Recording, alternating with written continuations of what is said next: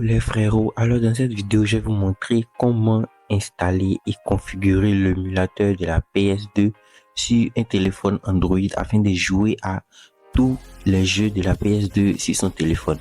Alors déjà pour commencer, il faut savoir que pour jouer aux jeux de la PS2, il faudrait avoir un téléphone minimum 4 Go RAM et 128 Go ou 64 Go comme mémoire interne. Si vous êtes en dessous de ça, l'émulateur de la PS2 ne pourra pas fonctionner sur votre téléphone.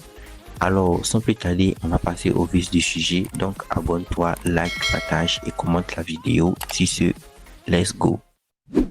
Alors, pour jouer au jeu de la PS2 sur son téléphone Android, vous aurez besoin de l'émulateur de la PS2 et des fichiers BIOS. Une fois que vous disposez de tous ces éléments-là, on va se rendre ensuite dans un archiveur pour paramétrer l'émulateur. Alors, voici l'émulateur de la PS2 et les fichiers BIOS en bas. Du coup, pour commencer, on va installer l'application. Donc, vous cliquez dessus et vous appuyez sur installer.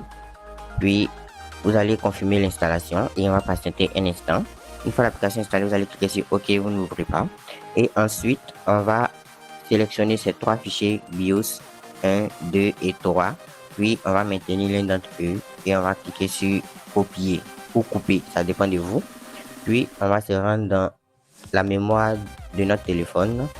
Et une fois ici, on va cliquer sur le plus en haut pour créer un nouveau dossier. Et ce dossier-là, on va le renommer BIOS PS2. Donc, on va effacer ça. Et on va saisir BIOS PS2. Une fois le dossier renommé, on va cliquer sur OK. Puis, on va cliquer sur le plus en bas, le rond-point vert pour coller les fichiers BIOS. Une fois cela fait, on va sortir du dossier PS2. Et on va se rendre sur le menu de notre téléphone. Et on va chercher l'application qu'on vient tout juste d'installer, c'est-à-dire l'émulateur PS2. Donc, vous cliquez sur l'émulateur et vous allez apparaître sur cette page-là. Une fois ici, vous allez cliquer sur suivant. OK. Et ça, c'est la FAQ. Vous allez cliquer sur suivant encore.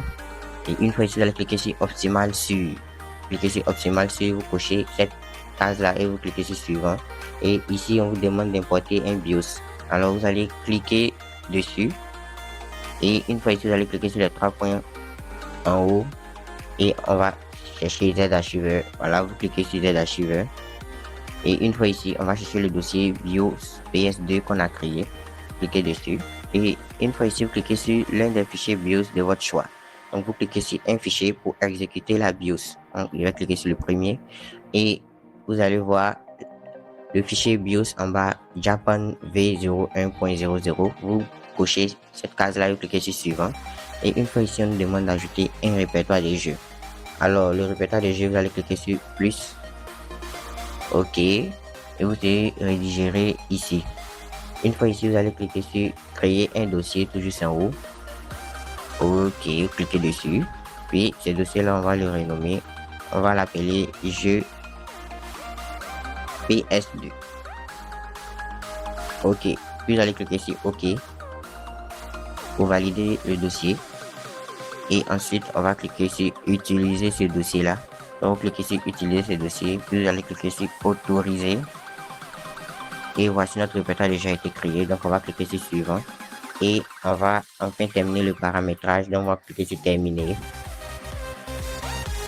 Et vous allez apparaître sur cette interface.